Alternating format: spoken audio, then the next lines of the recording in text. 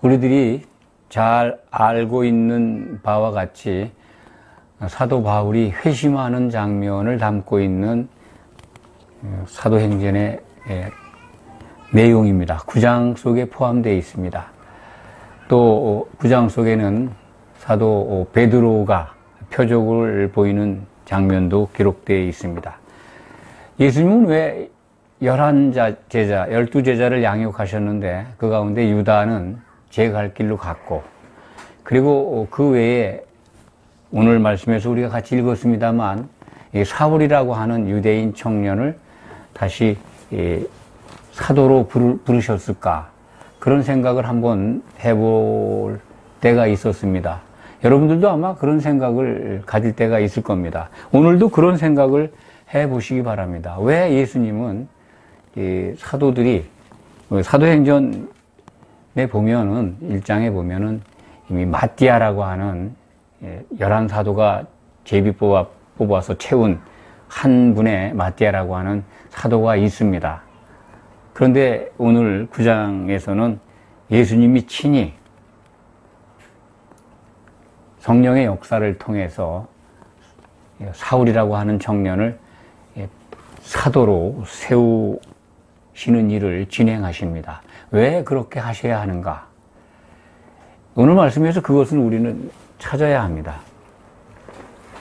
사도들이 필요한 것은 교회가 세워져야 되기 때문에 그렇습니다. 신약 성경을 보면은 그냥 교회는 그냥 그렇게 예수님의 십자가의 보혈의 피로 사신 것, 그걸로만 이루어지는 것이 아니다. 성경을 자세히 보면 교회에는 기초석이 있어야 합니다.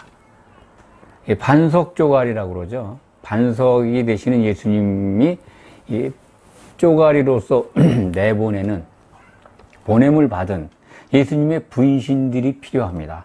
예수님은 십자가를 지시고 부활 승천하셨습니다. 그렇다면 이 땅에 그분의 몸을 남겨놓고 그것이 세워져야 가는데, 그 교회가 세워지기 위해서는 터가, 기초석이 먼저 이루어져야 합니다. 그 기초가 이루어지기 위해서는 12사람의 사도가 꼭 필요합니다. 그것은 성경 마지막에 가면은 완성된 교회라고 우리가 부르는 새 예루살렘, 하나님께로부터 내려오는, 하나님의 하늘에서 하나님께로부터 내려오는 새 예루살렘 성은 그 기초석이 12사도로 되어 있습니다. 기초석 위에 12사도의 12 이름이 있습니다. 그 12사도라고 하는 것은 어린 양의 사도입니다. 교회에서 파송한 사도가 아닙니다. 예수님 곧 어린 양의 12사도, 그들이 기초석을 이루어야 합니다. 그렇기 때문에 예수님이 택한 12사도가 필요합니다. 마띠아가 그래서 사도들이 제비 뽑아 세운 사도가 어린 양의 12사도에 포함하지 않는다는 말씀을 드렸습니다. 그래서 그 11사도가 있는데, 그 다음에 이제 사도 바울을 채우시는 그 일을 하십니다. 이 부분은 사도 바울이 갈라디아서 2장인가요? 2장 7절에서 8절의 기록을 보면은 유대인의 사도로 베드로가 일을 하게 됐고, 자기는 이방인의 사도로다가 예수님이 택하셨다, 이런 기록, 이런 말씀이 기록되어 있습니다. 그러니까 이 베드로를 비롯한 11사도는 유대인의 사도, 시브리인들, 전 세계에 흩어져 있는 시브리, 그 당시 기준하면은 그 11사도들은 이방 나라의 말, 특히 그 당시 공용어인 헬라 말을 잘 못했다고 합니다. 그래서 헬라 말을 하는 또 한 분의 사도가 필요했다. 우리는 그렇게 이제 우선적으로는 그렇게 이해를 합니다. 그래서 사도 바울은 갈라디아서 2장 8절에서 베드로를 유대인의 사도로 부르심과 같이 나는 이방인의 사도로 부르셨다. 그래서 그 말을 듣고 유대 예루살렘에 있던 예수님께서 택했던 11사도들이 다 사도 바울에게 교제의 악수를 청했다라는 기록이 나옵니다. 인정했다는 거죠. 왜 그러냐면 사울이라고 하는 시브리 이름의 사울은 그리스도교를 누구보다도 앞장서서 탄압했던 사람입니다. 아주 예수를 믿는 사람들을 박해를 했습니다. 유대교 입장에서 보면 유대교라고 하는 건 이제 모세 오경의 전통에 따라서 유대인들 선민 사상에 뿌리를 둔 하나님의 백성이라고 하는 아주 자부심 있는 종교죠. 유대교. 율법을 지켜서 구원에 이르려고. 지금도 유대인들은 유대교를 신봉합니다. 기독교를, 특히 예수를 메시아로, 그리스도를 인정하지 않습니다. 선지자 정도로 이해하고 있습니다. 그런 생각을 가진 유대인들 가운데 아주 더 특별하게 그리스도를 믿는 사람들을 박해하고 그들을 탄압했던데 앞장선 사람이 이 사울이라는 청년입니다. 나중에 이제 우리는 사도 바울로 그 이름을 기억하게 됩니다. 이 사울 청년이 사도행전 7장에서 이 스테반을 돌로 쳐 죽일 때 그 돌로 치는 것, 내가 저를 죽이는데 참여한다고 맹세한 그 유대인들, 그들의 그 겉옷을 맡아 두는, 그러니까 재판을, 사형을 집행하는 순간에 어떻게 보면 재판장입니다. 그 역할을 했던 사람입니다. 사울이라는 청년이. 그 당시에 사울은 유대의 공회원이었다고 전해집니다. 공회원이라고 하는 건 그 사회에 지금으로 말하면 국회의원 정도 되는 그러한 권한과 지위를 누렸던 사람입니다. 공회원은 또 결혼을 해야 된다는 이 전통이 있었대요. 그래서 사람들은 바울은 전도 여행을 혼자 다니고 독신처럼 보이지만은 처음에 결혼했던 그런 사람이다라고 이렇게 해석을 하기도 합니다. 공회원이 맞다면 공회원은 마땅히 결혼을 했어야 한다. 그런 말들을 합니다. 그것이 맞다면 사울은 결혼했던 사람입니다. 그 사울이 이제 더 많은 예수를 믿는 자들을, 유대 땅뿐만이 아니라 이 유대 땅을 벗어나서 시리아 지역이죠. 다마스커스라고 합니다. 요즘 시리아의 수도죠. 다마스커스. 다메섹이라고 이제 구약 성경에는 신약 성경에는 다메섹, 오늘 3절에 보면 다메섹으로 나오는데, 이 사울이 대제사장, 유대교의 중심 인물이죠. 지도자로부터 이 유대인이면서 그리스도를 믿는 사람들을 탄압할 수 있는 문서를 받아가지고 다메섹이라고 하는 시리아 지역으로 뭐랄까요, 탄압을 위해서 출장 가는 거죠. 그러니까 예수를 믿는 사람들 잡아서 감옥에 가두기 위해서 가는데, 이제 예수님께서 이 사울을 회심시키는 장면이 오늘 9장 1절에서부터 19절 사이에 이렇게 기록되어 있습니다. 3절을 보면 사울이 길을 가는데 다메섹 도상에서 빛을 만나죠. 호련히 하늘로부터 빛이 그에게 비치는데 그냥 눈이 멀어 보입니다. 이제 엎어졌겠죠. 그런데 4절에 보면 땅에 엎드려졌는데 음성이 들려요. 호련히 하늘로부터 빛이 둘러 비치는 가운데 소리가 있는데 사울아, 사울아 하는 음성이 들립니다. 음성이, 네가 어찌 나를 박해하느냐. 예수님은 지금 사울에게 나를 박해한다고 말씀하십니다. 예수님이죠. 5절에 보니까 틀림없이 주여 누구시니까 이르시되 나는 네가 박해하는 예수다. 사울이 예수님을 직접 박해한 적은 없습니다. 사울이 박해한 건 교회죠. 그러니까 예수님은 자신의 몸인 교회를 박해하는 걸 자기 자신을 박해하는 걸로 간주하시는 겁니다. 그거 아주 굉장히 중요한 말씀입니다. 교회를 박해하고 교회를 흠집내는 거는 예수님의 몸을 박해하고 흠집내는 겁니다. 근데 오늘 여기서 우리가 이제 이 시대에 크리스찬들이 잘못 이해하는 부분들이 있습니다.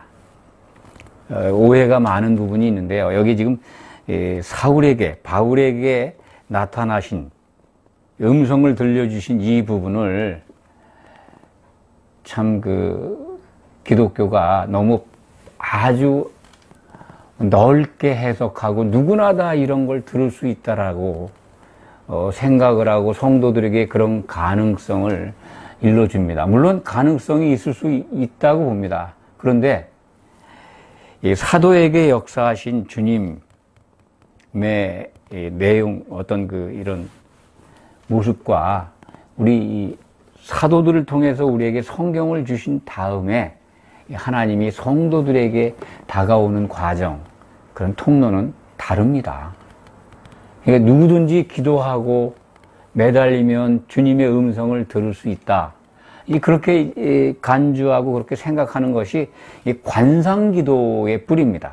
누구나 다 기도하고 매달리면 하나님의 음성을 들어야 되고, 그리고 뭔가 신호가 그것이 나타나야 된다는 겁니다.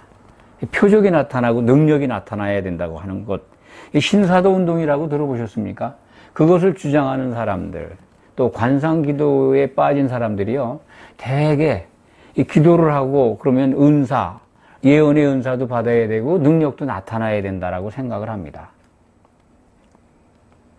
굉장히 포괄적으로 기도라든지 성령의 은사를 지금 이해하는 데서 오는 오해일 수 있습니다. 다 그렇지 않습니다. 이것이 좀 더 너무 앞으로 나가면요, 그런데 빠지면요, 헷갈리게 되고 가라지 영한테, 나쁜 영한테 잡히게 됩니다. 그걸 가지고 성도들을 감쪽같이 속입니다.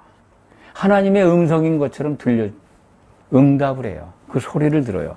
만약에 누군가가 기도를 해서 소리를 들었다면 먼저 의심하시기 바랍니다. 왜냐하면 예언도 그치고 방언도 그쳤습니다.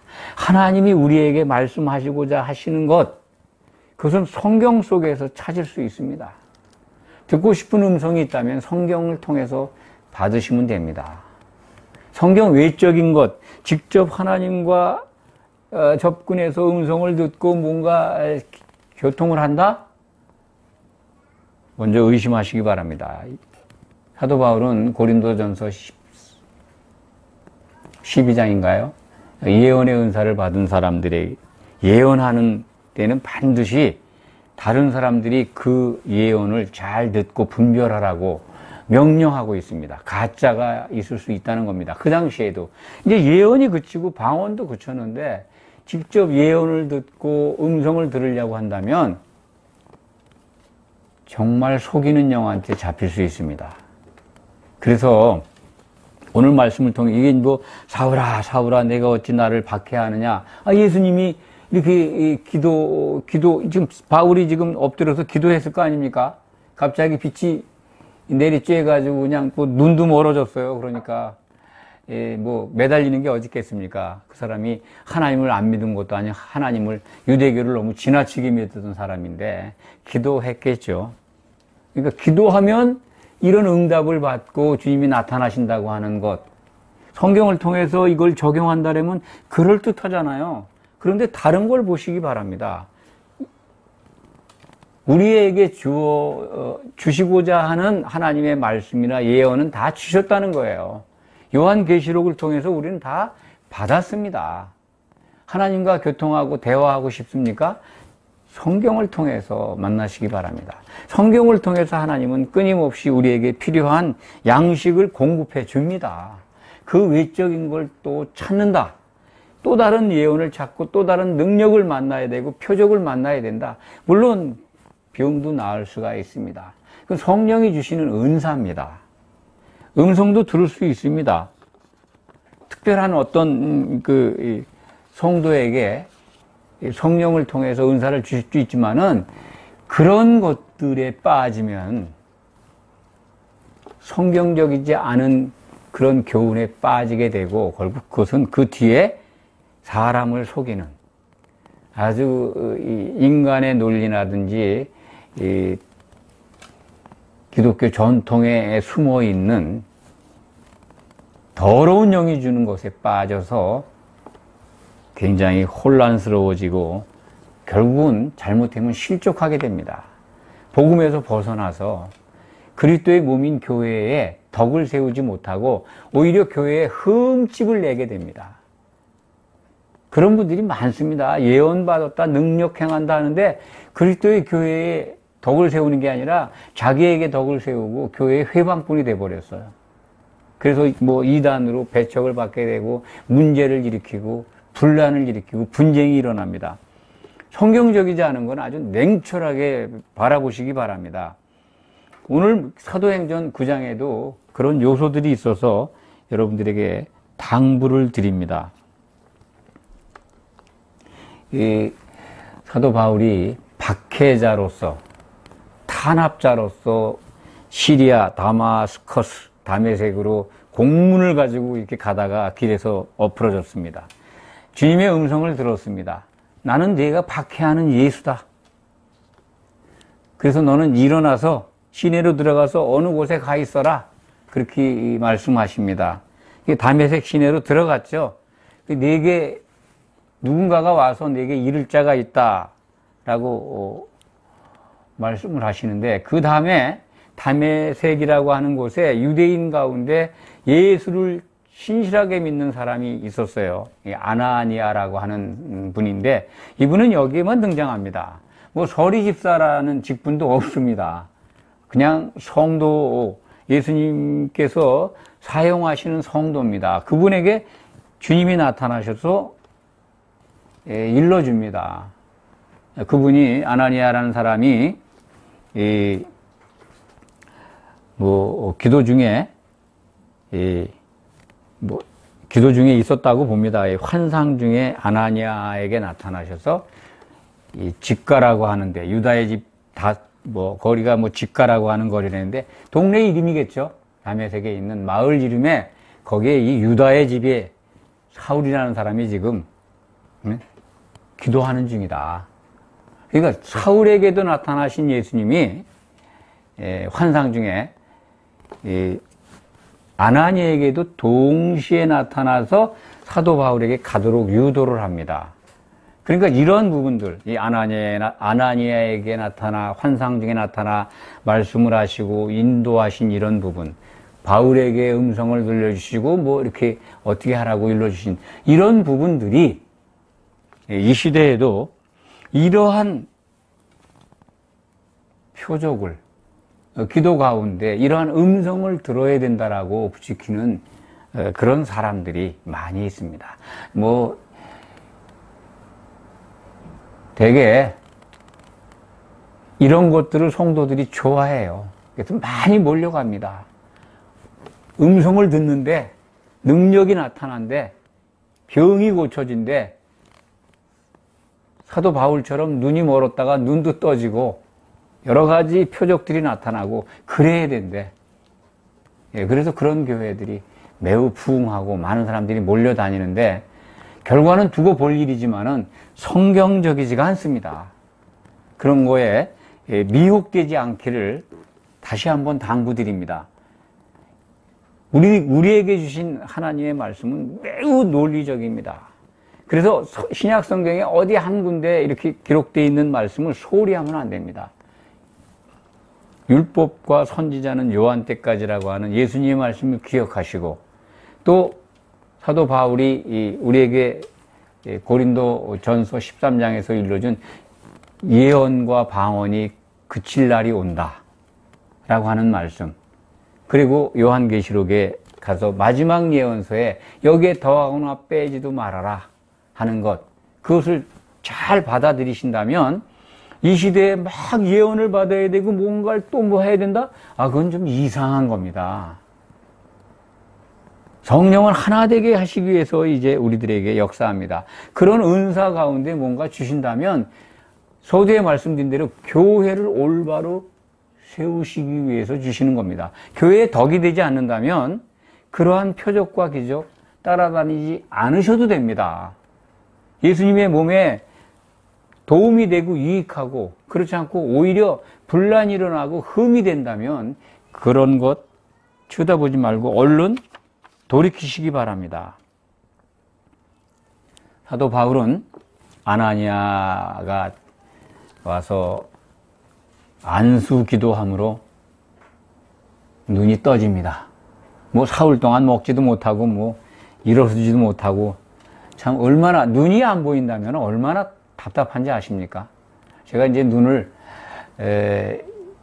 수술한 경력이 있습니다. 한쪽 눈이 이제 안 보였었는데 그 참 뭐 그렇게 저보다 더 불편해한 상태에서 한쪽 눈에 장애를 입고 사는 사람들 많이 있습니다.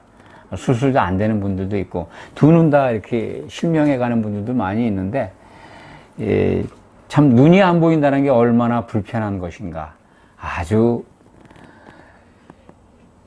다 안 보인다는 거 한번 상상을 해보니까 참 뭐라 그럴까요? 이 상상이 안 가요. 그걸 어떻게 적응할까? 물론 적응하는 분들이 있으니까 소망을 갖고 또 다른 나름대로의 길을 찾아갈 수 있겠지만 사도 바울이 이 다메섹 도상에서 눈이 모른 다음에 빛의 눈이 모른 다음에 이 떠지기까지 3일 동안 뭐 먹지도 못하고 사흘 동안 보지도 못하고 먹지도 못하고 마시지도 못하는 그 증거가 9절에 기록되어 있죠. 사흘 동안 그랬습니다.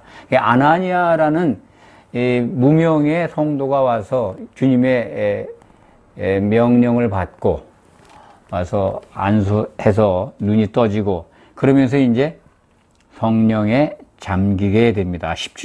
16절을 한번 보시겠습니다.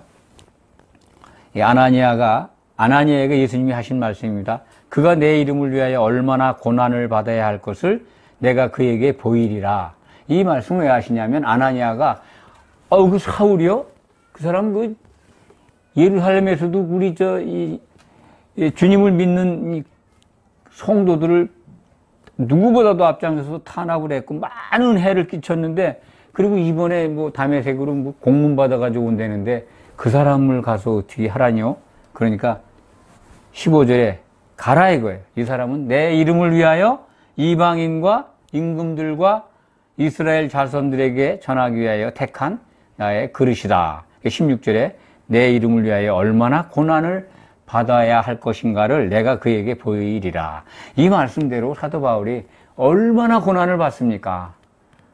그 고난에 대해서는 사도행전 속에서도 나오고 그 고난을 증거한 책들이 바울이 기록한 신약성경 로마서에서부터 순서대로 말씀을 드리면 고린도 전서, 후서, 갈라디아서 그리고 에베소서,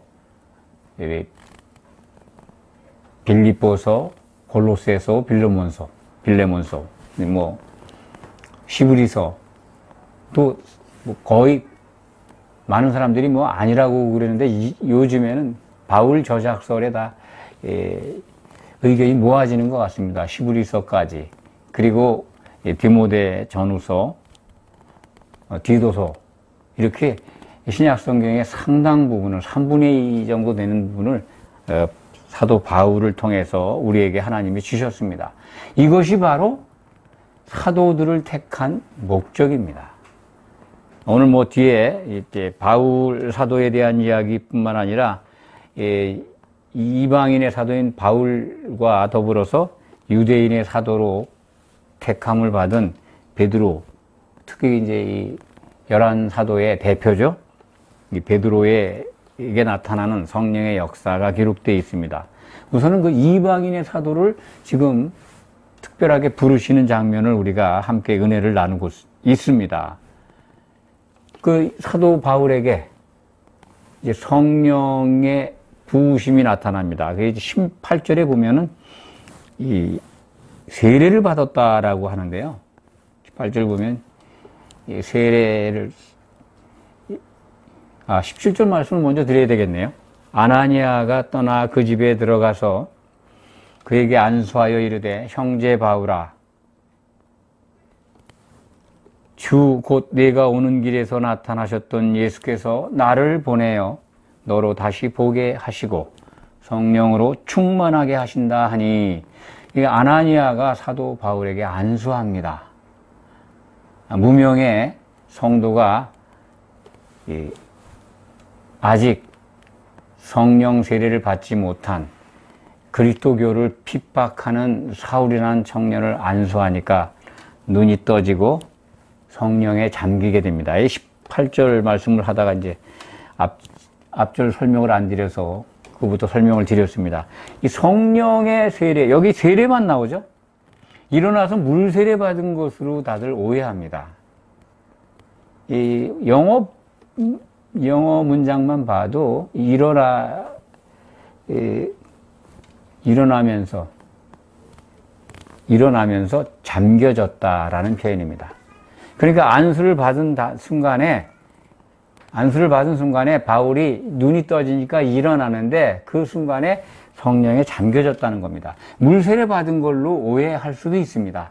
왜냐하면 사람들이 다 세례 그래요. 물 세례로 연상하기 때문에. 사도행전은 근데 물 세례에 초점을 맞춘 게 아니라 성령 세례에 초점을 맞춘 겁니다. 성령의 역사를 기록한 책이 사도행전입니다. 사도들을 통해서 나타나는 성령의 역사를 통해서 교회가 세워지는 걸 보여주고 있습니다. 사도들은 교회의 기초석이 되는 것, 그리고 그 기초석 위에 성도들로서 교회가, 예수님의 몸인 교회가 세워지는 것을 우리에게 보여주고 있는 겁니다. 이것을 발견해야 신약성경, 특히 사도행전을 우리에게 주신 하나님의 뜻을 발견하게 됩니다. 하나님의 뜻은 창세전에 세우신 목적은 그리스도의 몸인 교회를 얻는 겁니다. 하나님의 통치 가운데 있는 하나님 나라가 예수님의 이 땅에 오심으로써 성령의 역사를 통해서 성령으로 일을 하실 때부터 하나님 나라가 이루어졌고, 이제 우리는 그 안에서 하나님이 목표하신 교회를 얻고자 하시는 하나님의 그 목적인 교회가 세워지는데 우리는 부르심을 받았습니다. 그래서 그 몸의 지체로 세워져 가는 겁니다. 여기에 뭐가 필요하냐면 성령이 필요한 겁니다. 그래서 성령을 보내주신 것이고, 이제 성령을 통해서 사도들에게 일을 하시는 모습을 보여주고 있고, 우리는 그것을 잘 주목해서 보아야 합니다. 바울이 이제 성령에 잠기고 나서 바로 예수를 믿는 자들을 탄압했던 자가 아나니아에게 안수받고 성령에 잠긴 다음에 바울이 20절에 보면 어떻게 되어 있습니까? 회당에 가서, 유대인들이 모이는 회당에 다메섹에 여러 군데가 있었던 것 같습니다. 20절에 보면 즉시로 각 회당에서 예수가 하나님의 아들이심을 전파하니, 얼마나 어마어마한 반전입니까? 사람이 이거 할 수 있습니까? 예? 정말 모든 예수를 믿는 사람들 다 잡아다가 감옥에 넣으려고 했던 그 사울이라는 청년이 무명의 성도에게 안수받는 순간, 물론 예수님이 사용한 그릇이죠, 아나니아도. 그래서 바울을 성령에 잠기게 한 다음에 이 성령에 잠긴 바울은 즉시 유대인들이 모여 있는 회당에 가서 조금 전까지 자기가 핍박했던 예수를 하나님의 아들로, 그 다음에 뭐라고 또 어디 있습니까?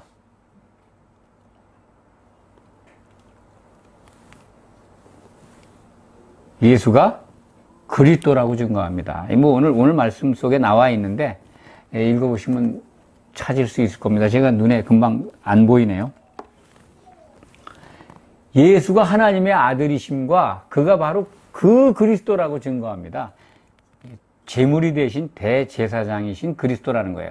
이 그리스도라고 하는 거는 구약의 그리스도는 세 가지 직분이 있습니다.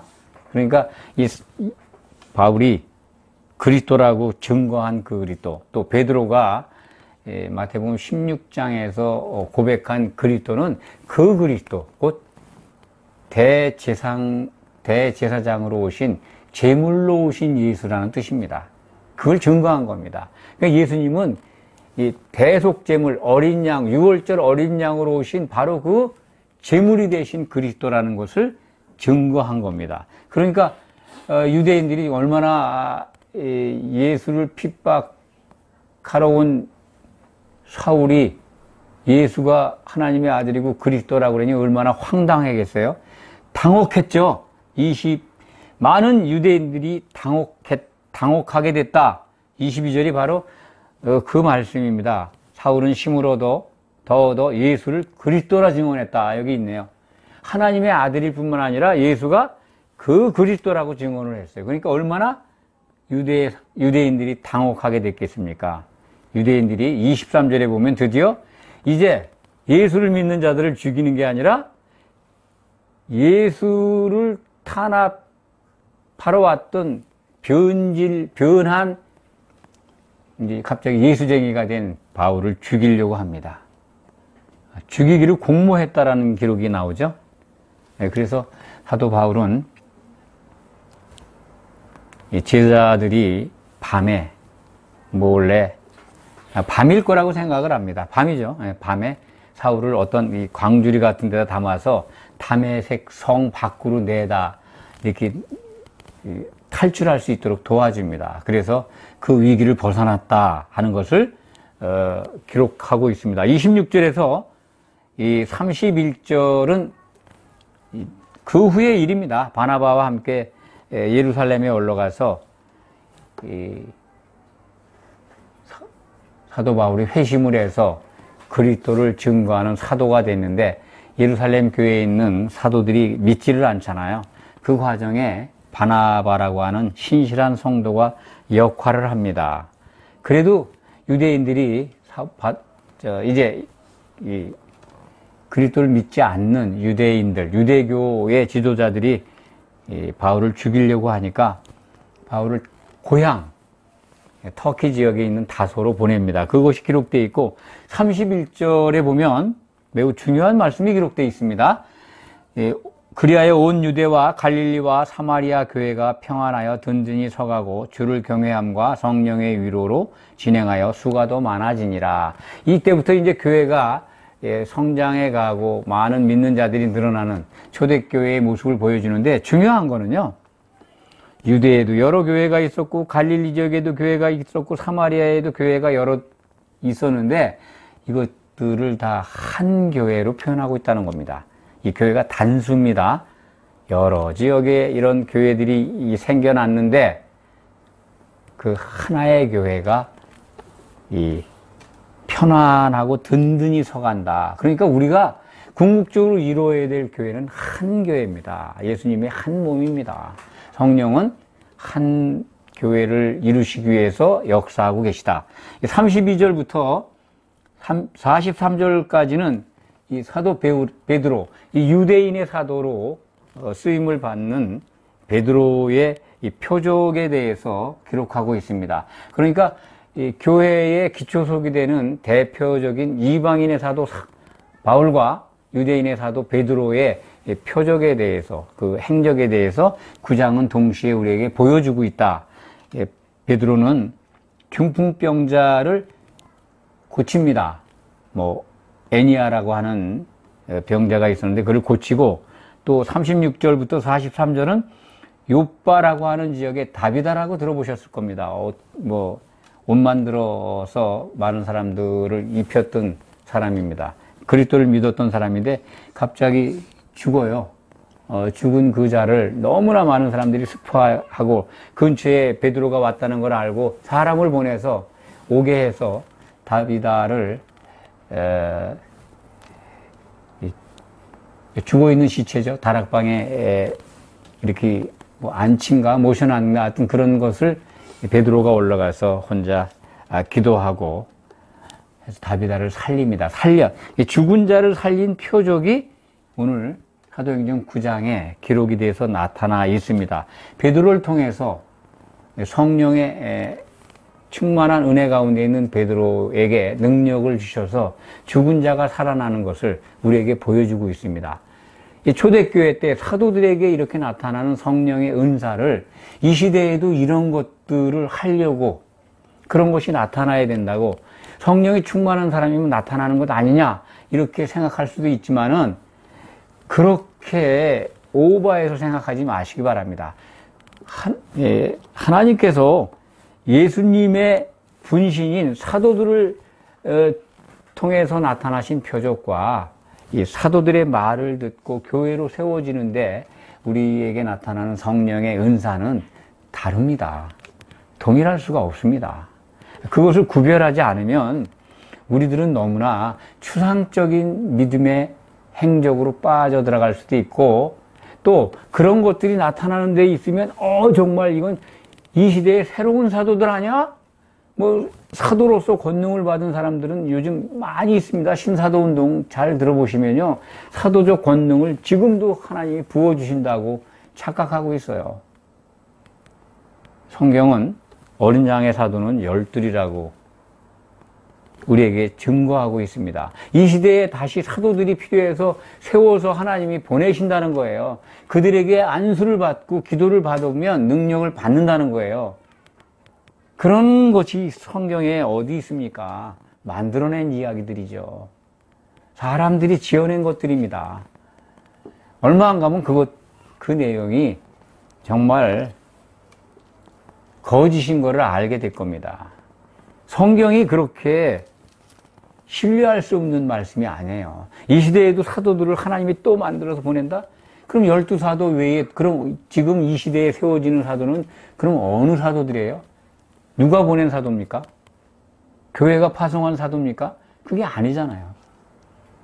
그런 거에 속지 마시기 바랍니다. 오늘 말씀을 통해서 이 박해자가 하나님의 은혜로 그리스도의 일꾼으로 변하고 그들에게 나타나는 성령의 역사를 통해서 교회의 기초석이 세워지고 있고, 그러면 이제 우리는 그 기초석 위에 그들이 남긴 신약 성경을 통해서 잘 세워져야 하는구나 하는 것을 소망으로 삼는 그러한 계기로 삼으시기 바랍니다. 우리에게 진정한 소망은 사도들의 기초석 위에 우리가 온전하게 교회로 한 몸을 이룸으로써 예수님 오실 때 칭찬받고 흠이 없는 교회의 지체라고 인정받는 겁니다. 그래야 주님이 다시 오실 때 혼인잔치에 들어갑니다. 그래서 거기서 주님과 더불어 하나님 아버지를 찬송하게 됩니다. 이러한 복이 우리에게 임해야 합니다. 기도하겠습니다. 아버지 하나님 감사합니다. 이방인의 사도와 유대인의 사도, 우리는 성경을 통해서 그것이 하나님의 뜻이었음을 알게 됩니다. 그래서 하나님은 성령 안에서 그 둘이 하나가 되기를 위해서 보내주셨고 그 일을 쉬지 않고 하시는 것 또한 압니다. 우리는 사도들 택한 그 그릇들 위에 예수님의 몸인 교회로 지체로서 참여해서 흠이 없이 잘 건축되어야 될 성도들입니다. 이렇게 부름을 받았습니다. 우리가 탈락하지 않고 또 그 몸의 지체로서 흠이 없이 보존되기를 소망합니다.